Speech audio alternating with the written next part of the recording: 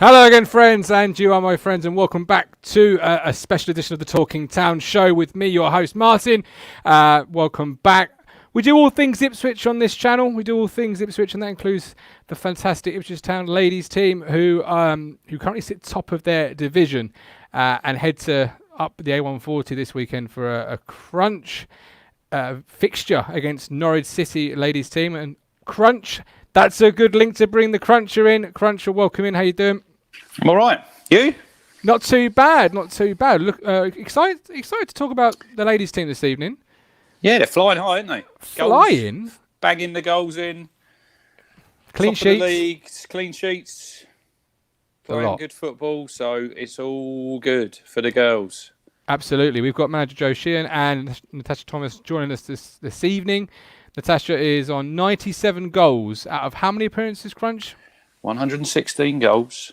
Seven in her last two appearances. So hopefully she can be good if she got it Sunday, wouldn't? That'd be good, wouldn't it? I reckon she will. I mean, 3. That's incredible. That is an incredible return. Games are normally over by half time. They're normally 6 or 7 up. So you're gonna have to ask Joe what his sort of half time team talk is. Yeah, maybe you can share some light. Wow, there you go. For another Lambert, not called Martin Lambert, obviously. That's me. But I'm looking forward to it because, as you say, the games are normally high scoring affairs, and I know when we cover them on the podcast on a Sunday afternoon, we check in on the results, and it's normally 5 or 6, and it's always a humdinger of a game. Well, I suppose if you put the game to bed by half time, then you've got plenty of time second half to make some changes, haven't you? Hello, Nick. JJK is in the room. Legacy Bates, good evening. I'm waiting for Nick Muller's prediction for this anyway, because he does go high scoring, doesn't he, normally? Nick loves a high scoring game. He's off the charts, isn't he, with his predictions? Absolutely. Their last two games, Crunch, have been 10-0. Yeah, 10-0 against Cambridge, and I think they were 7-0 up against Cambridge at half time, and then they played Peterborough, Northern Star in the FA Cup, and then I think they were 6-0 up in that. So, two 10-0 games. They didn't have a game last Sunday because I think they had seven players away, didn't they, with the England different age groups. So obviously they've got some good talent down there. An Ipswich Town team having internationals. I mean, it's like night follows day, isn't it? Well, we've got Dobra. Yeah, that's true. That's true. I just meant generally town teams have always had internationals, so it's it's good to see that the ladies also have international players. And actually, I'm looking at their stats here. Natasha is top goal scorer with 7, then Paige is on 4. So Natasha's already got 7 goals this season. Paige peaked 4, Sophie Peskett 3, but Sophie Peskett's got 4 assists. I know, I've just seen that, yeah. Paige peaked 3, Natasha's got 2. So Natasha really needs to help out, doesn't she? She's all right scoring them goals. Oh. It's funny you say that because Natasha is actually ready to come on now. So Natasha, welcome in. Good evening, Natasha.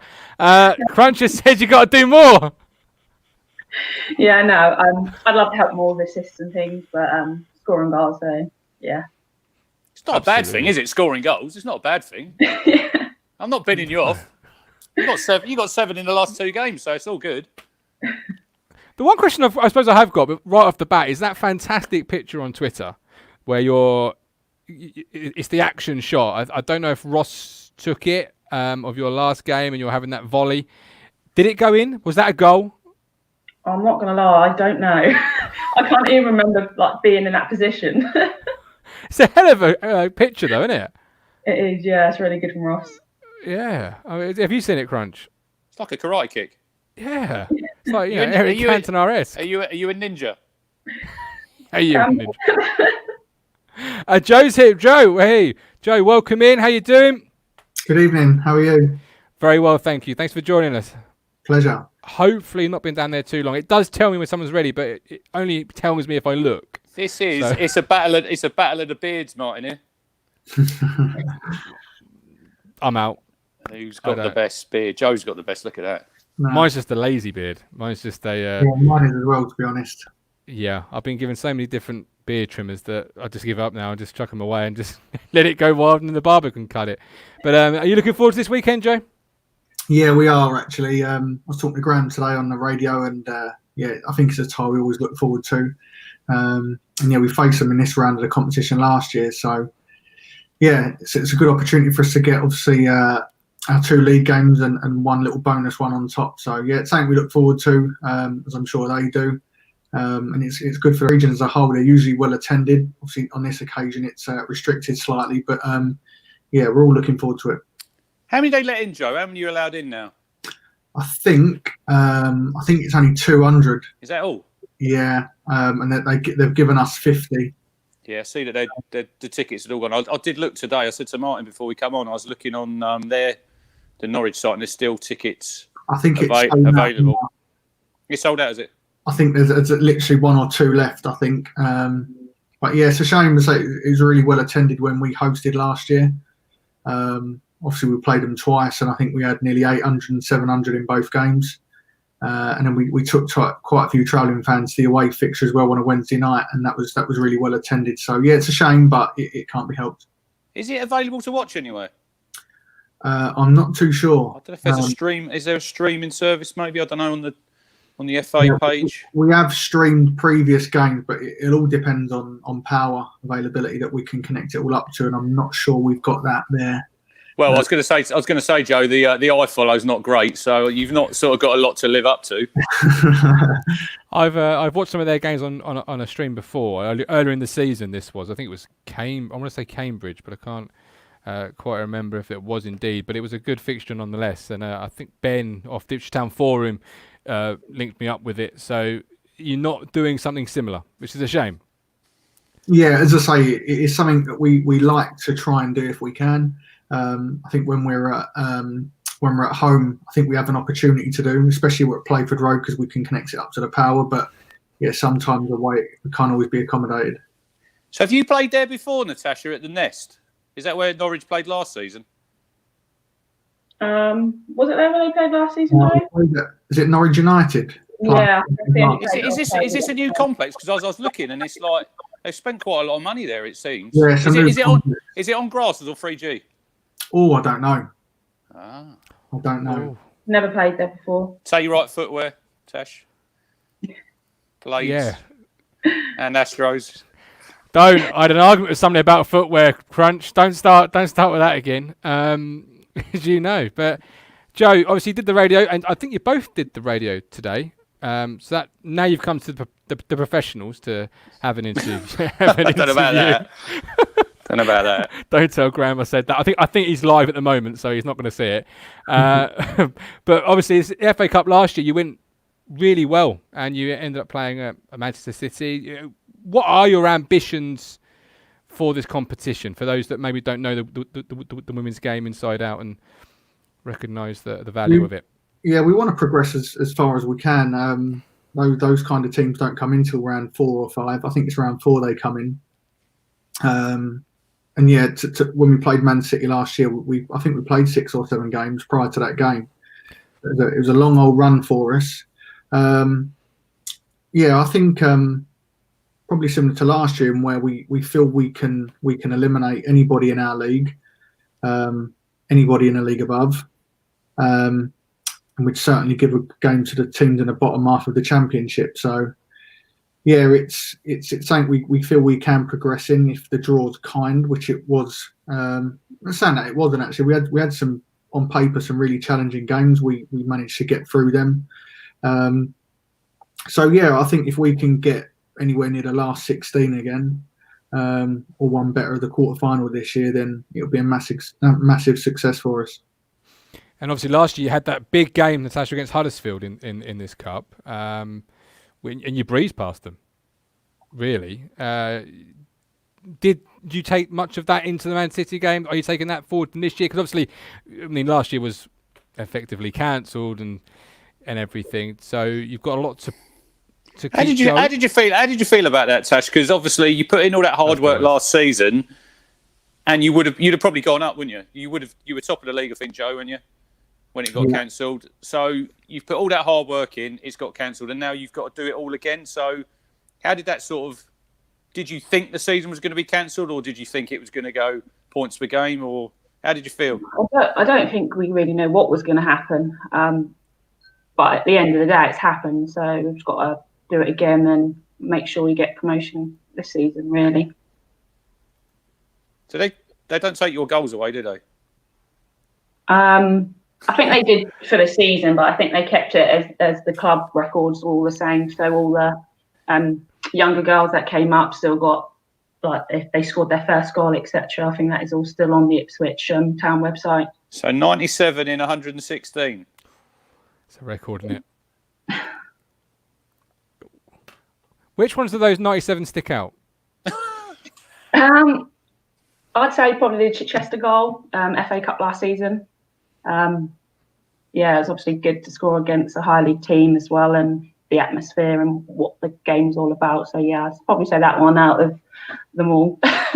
Which is the best one you've scored? Yeah, no. Ask Joe. What's her best goal, Joe? Every goal he'll say is their manager. They all count. Yeah, I know the goal he's talking about was a good goal. I think where that the goalkeeper was off her line. I think she hit one from about 40 yards. It was a good strike. So yeah, that one sticks out to me as well. Yeah. When you score that many, I mean, as a defender, I speak with authority on this subject. You can't quite remember all of them, so I can sympathise with you. I mean, I've scored like 7 in my career, so I remember every single goal. But when you scored 97, it's a bit different. I scored 100 goals when I was about 13 or 14. I got a trophy at home, Martin. I was going to say year 7 or year 8. In the loft. Because I used to take... Do you take the penalties as well, Tash? No, I don't know. That's even better. Why? Why do you not take the pens? Page peaks on them. Don't you think now, though? Don't you think now in football, if you're a striker, you're going to get, with these referees, you're going to get an extra 6 to 8 goals a season? I would have thought. You got to be on the pens. Come on, have a word with the gaffer. Is penalties something you've ever taken in your career, Natasha, or is that something? Because I mean, Gary Lineker, obviously a famous striker, never really wanted penalties. It's not for everyone. I used to for Suffolk, and then when I used to play for Lowestoft, I used to take the free penalties, should I say? But Joe's decided that because you're scoring too many goals, it's just not going to work. I don't think it's something we've ever really discussed. I think Amanda Crump used to take them when I first joined. Then yeah, Paige Peake took over and steps up and is very confident and has been very clinical for us so far. So yeah, I don't think it's something we've ever really discussed. It's kind of just happened. I think we've got quite a lot that will be quite prepared to take them. We've got a lot of good strikers of the ball. So yeah, do you practice in training? Because obviously this could go to penalties. Then it could. There's no replays, are there?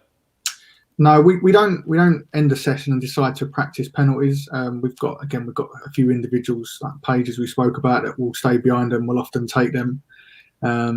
So those that do enjoy taking them will practice them, but it's not something we do as a squad. No. So how have the sessions been this week? What sort of things? Obviously, don't go to details, but what's that? How's it? Yeah, how have they been? Yeah, really good. So we've had quite a few away. I think, as you said earlier. So they've been away all week. They've come back Tuesday. So yeah, we were without them for our session Tuesday. Do you train tomorrow night? We'll train tomorrow night. Yeah, that's where we'll do a lot of our work. But yeah, it's more. It's hard to explain it, but we're not being stretched physically at the moment within our games on a Sunday, as the result suggests. So at the moment, we're really trying to get a bit more out of ourselves physically within our training nights to try and ramp the loading up a little bit. And we've managed to do that pretty well, actually. I think 1 or 2 of our players that have been GPS'd up through some of our games have actually covered more ground in our training sessions than we have within our league games on a Sunday. So yeah, that's where we're at the moment, really trying to stretch us physically, just to maintain our standards, really. Because I suppose your last 2 games, you were 7 and 6-0 up at half time, weren't you? What do you say to the girls at half time when they come in? Because obviously, when you're winning easy, I suppose the bad habits, do they come in, Tash? You've got to obviously keep your standards, but when you're playing a team who you know you can comfortably beat, do take your foot off? Obviously, you don't because you keep rattling the goals in. But it must be psychologically, it's football in general. When you're playing someone and it's pretty comfortable, you might think, yeah, these are easy. So what does Joe? I think it's something that we've adapted this season, really. Maybe last season you wouldn't have seen us score 10-0 twice on the trot. But yeah, I think that's definitely something we've adapted into our game this season as a team, and we know what we need to do. So we're now implementing that in every game, whether we think it's going to be a hard game or not. We go into every game as if it was going to be a really hard game. So yeah. Just keep racking up the goals, don't you, Joe? If you're playing, you just keep doing what you're doing and just bump up your goal difference, I'd have thought. Yeah, we kind of recognise that, obviously the level of quality that we've got amongst our group is pretty good, and with that comes expectation, and we've set the bar pretty high for them all. So we're not easily. So yeah, it's just about we don't really accept anything that's mediocre that we might have done last year. I think the Man City experience last year sort of put us in our place a little bit, and coming away from that, we kind of experienced what world class looks like, and yeah, we just changed how we thought and perceive things really, and from then on, I think we've set the bar a little bit higher, and we've tried to get a little bit more out of us, and with that, we've worked harder. We've implemented some more ideas, and now we're starting to see the results of that. How high do you think you can go?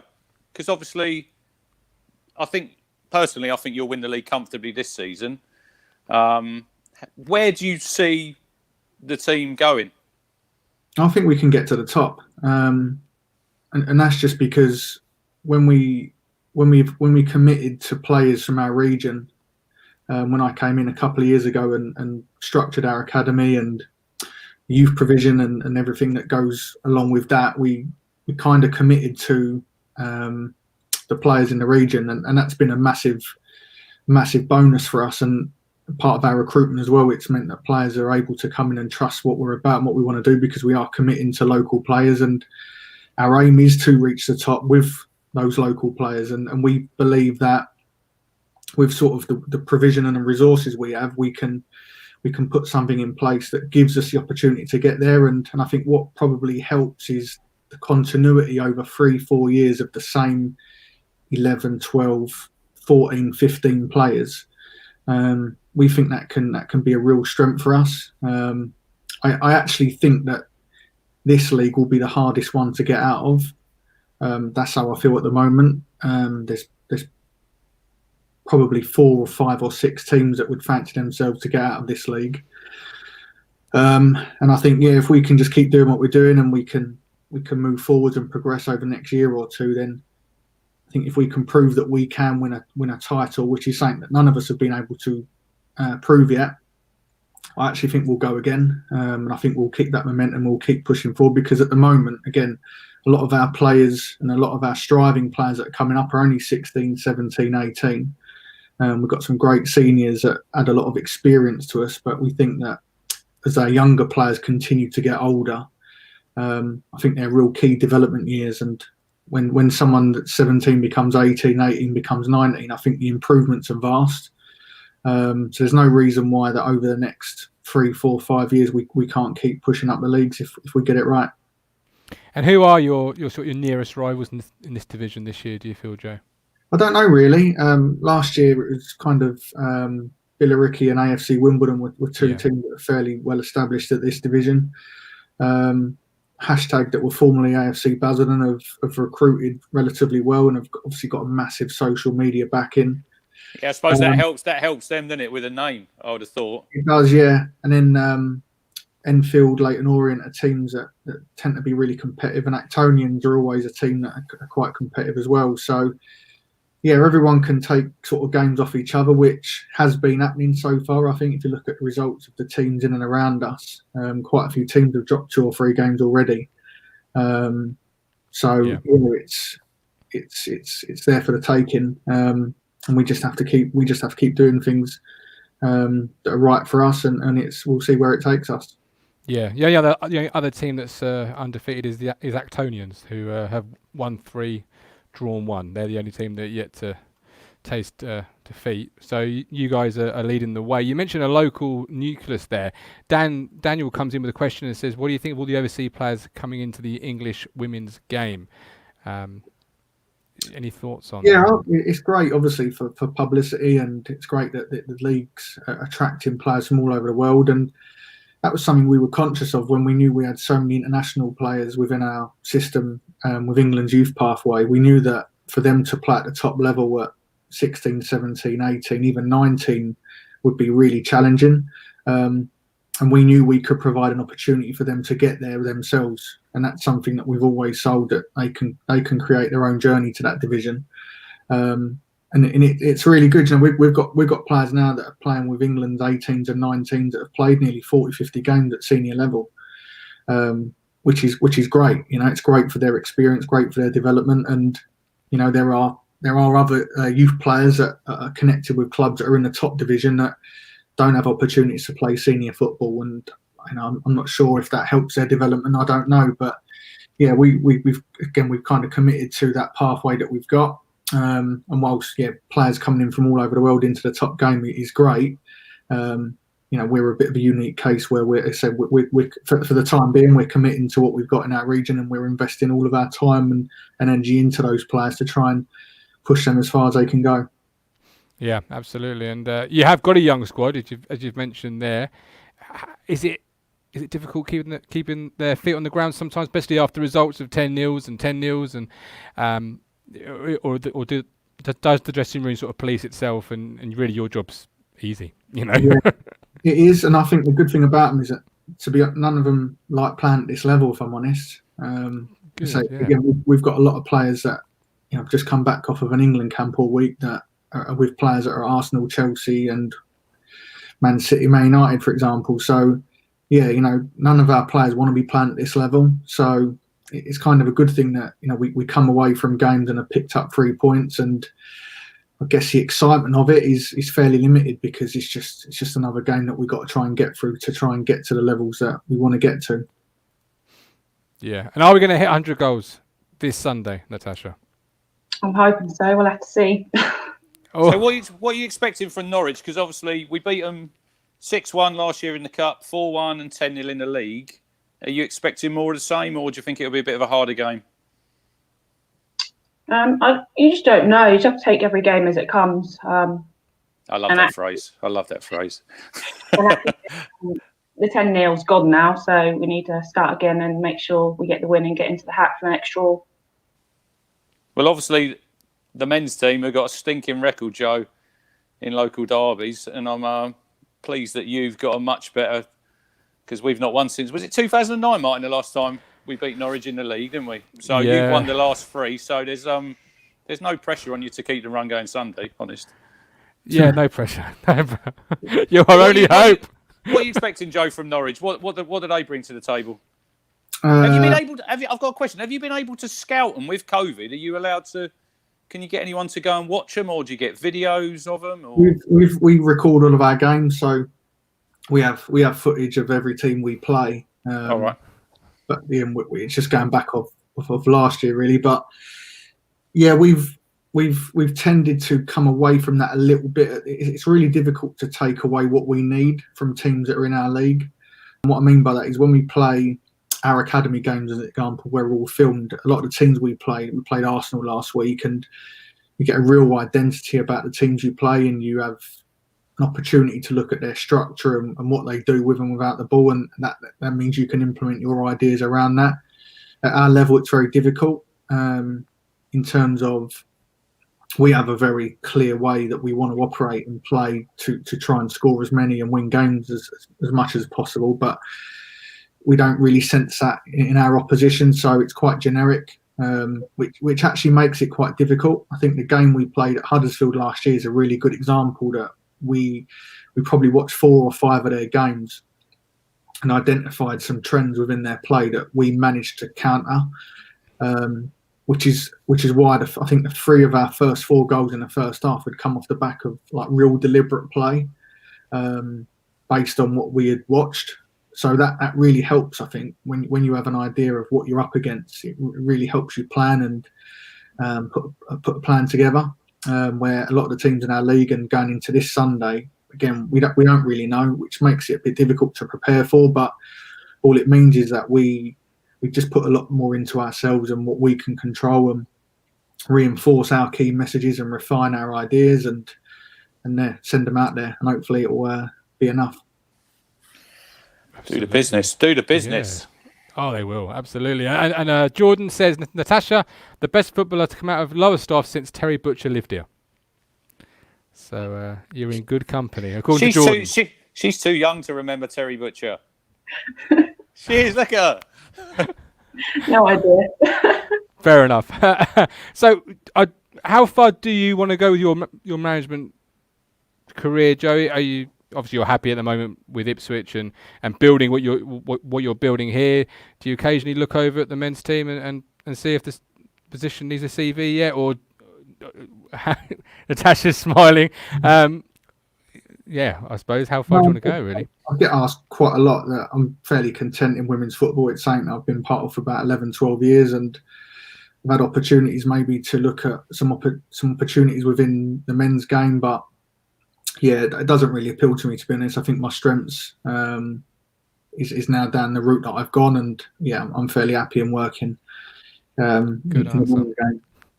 And what is the hardest thing facing the women's game at the moment in this country, for those that don't follow it, etc.? Well, the standards improving because of the influx of players coming into the top level.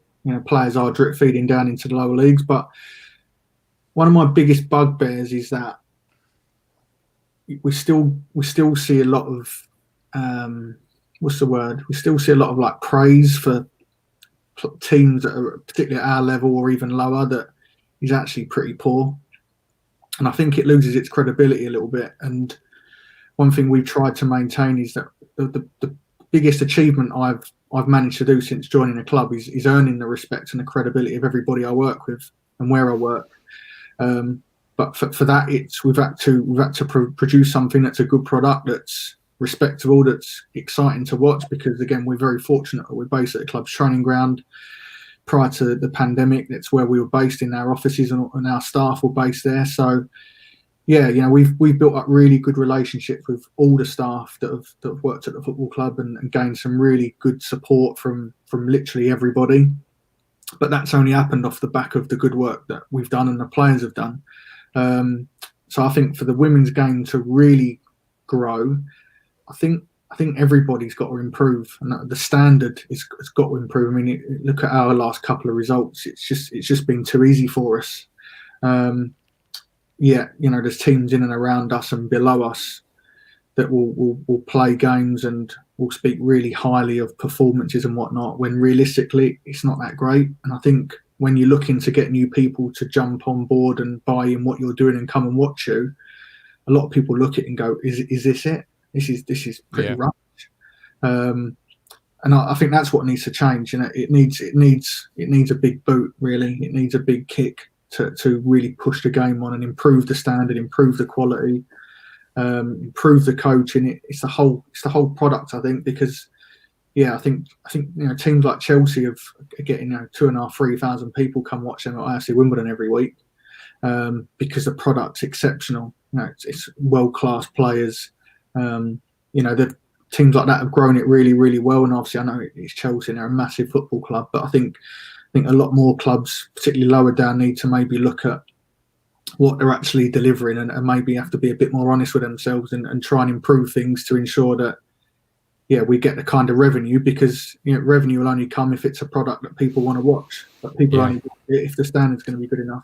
Do you think both of you down the line, like say Ipswich, we drew Norwich at home when you can have people back in the stadium, would you ever see an Ipswich Norwich your game played at Portman Road at the main stadium? Because I think that'd be fantastic. I think so, yeah. It's something we've looked to explore before, 1 or 2 years ago, but there's so many complications to it, that even the costs, and there's so many things that need to be looked at for it, as well as fitting it in at an appropriate time and schedule when we can be accommodated. So it's something we would definitely love to do at some stage, but as and when that will happen, again, it'll have to work logistically and fit in with the schedule that that the men's team have at the moment. Yeah, well, yeah. You talk about the governing body there, perhaps doing more. Is a league shake-up the sort of thing you're sort of eyeing there? Because obviously, as you say, you're beating teams 10-0. You comprehensively, and you said earlier in this piece that you're not really breaking a sweat. I think you said something along those lines. So it is a league shake-up. I know in obviously like SIL, Thurlow, Nunn, etc. Local football, they look to move teams if they're too strong. We did look to explore that during lockdown when the season was null and voided. There's a couple of complications to it because at the moment the rules state you can't have any more than 12 teams in the division. So when we look to apply to jump a league or two, it was only going to happen if we were only going to get the opportunity to look at it if a team had dropped out or decided to move down or fold. So that was a big challenge for us. But yeah, it's I don't think it's good for the teams we're playing against, and it's not right for us at the moment. Based on what we've done so far, we've kind of proved that the levels as it stands is too easy for us. Whether it'll become competitive over the next 6, 7, 8 weeks, I don't know. But we'll keep doing what we're doing, and if it means score lines like that, then so be it. Yeah, you just got to keep doing your thing, ain't you, Tash? You just keep playing the teams, keep beating them, get the goals, get the points on board, and then it takes care of itself, and then you get promoted to the next league. That is our aim, definitely. What we need to keep doing. We want to jump this league and the next league and again, so we just need to keep playing, doing what we're doing, keep pushing. The level just keeps getting higher for us at training and games, so we just got to keep up with it and keep going, really. And Daniel wants to know when will we see you in the England fold? Who, me? I'm a bit too old now, aren't I? No. This is what he's asked, so I'm a man of my word. I ask the questions that come in. No, I'd love to, but I think not being in the setup at all, and now being at the age of 24. Yeah. Have you not played any age groups for England? No, not at all. Do you think she's good enough, Joe? It's really difficult for us to make an assessment on that based on the level we play at. Yeah, I suppose does that not help? That doesn't really help, does it? Probably don't. One thing we do know is when we played Man City, we see what world class looks like, and it was a bit of an eye opener for us all, really. What were your expectations going into that game, both of you? Because obviously you knew that the level they played up, the setup they've got. Did you go there, Joe, thinking we could get a result, or did you know in the back of your mind? And that's a difficult question. You can't ask him that. Always positive, always that hope, that optimism. We knew it was going to be a 1 in a million chance. We knew that, but it could have been that one. We felt we put together a strategy which gave us the best opportunity to do that. We had to execute it absolutely exceptionally to get something out of the game, and I think for the first 20 minutes it kind of went how we wanted. The worst thing that happened, we got a corner and then we all got a bit excited, myself included. We'd scored from quite a few corners and I thought, here we go, we're going to take the lead here, and that was a big downfall for me because it actually took me off the ball, what was going on away from it, which is where we conceded the goal from. So yeah, we knew it was a 1 in a million game. I think what was really difficult for us is that we only, from when the draw was made to the game, I think we had about 2 weeks. And when we're a team that dominate and control games quite a lot, that's ingrained in us over 18 months, 2 years, to then go and play a game where you're going to be dominated and you've only got 2.5 weeks to put together something against one of the best teams in the world. It was a bit like, right, where do we start? And we think that to maybe be competitive and implement our strategy exceptionally, it's probably 8 weeks of work, and we had 2, and we still had academy games in and around that. So it was really difficult to plan for, but we've done as best as we could, and yeah, we just wasn't able to execute what we needed to execute for 90 minutes. You bounced back well, though, didn't you? Because you played Norwich in the next game and then you walloped them 10-0. Yeah. That was actually, I said this to Graham on a radio today, that I remember going home on the coach from Man City thinking there's no better time to play us on the Wednesday. because we were quite wounded. Again, it took a lot out of us as staff and players, emotionally, spending all the time without the ball, psychologically and physically being absolutely run ragged. And the whole experience was quite draining as well, because it wasn't something we were used to. Even like from my perspective, we've just been thumped, and I've got to sit in front of a load of journalists in their auditorium questions about getting beat 10-0. And I just remember being absolutely exhausted. So yeah, as I said, I remember driving home thinking, I don't know how we will fare on Wednesday, because it's a massive derby for us. Players it's really taken a lot out of them playing against Man City, and I didn't know how we would react. And that they certainly show us what they're capable of by, putting in together that performance and getting that scoreline. Absolutely. Well, good luck Sunday to you both. I look forward to seeing the 100 goals come through on the Twitter feed. We'll be following it. We'll be following Martin live on the show. We absolutely will be following it. Am I right in thinking, I'm looking at your fixture list, Joe and Natasha, your next home game is the 29th of November? Is that right? Yeah, I believe so. Ipswich Town. Unless we can progress Sunday, and I think the cup draw comes in between that as well. I was trying to let you open you up there, but I didn't want to say you're definitely going to win, because you don't want to jinx it. But yeah, so if not Enfield Town, but you will absolutely. Crunch, what is your score prediction for Sunday? He's always wrong, but he'll be right this time. 8-0. 8-0. Earlier we had a 14-2 prediction from Nick Muller, so he does like a goal as Nick, and he does like a wild prediction, but 14-2, I'll take a 3-0 away win, me. Just get us into the next round. Hat-trick for Natasha, of course, 100 goals. And but yeah, thank you both for joining us. I've thoroughly enjoyed speaking with you both, and I look forward to watching your season unfold. Thank you. Thank you Thanks very a much. lot. Thanks so much. And Cheers, we'll really see everybody appreciate it. on Saturday and Sunday. So thanks so much for watching, and good luck to the ladies on Sunday. Thanks ever so much. Bye-bye.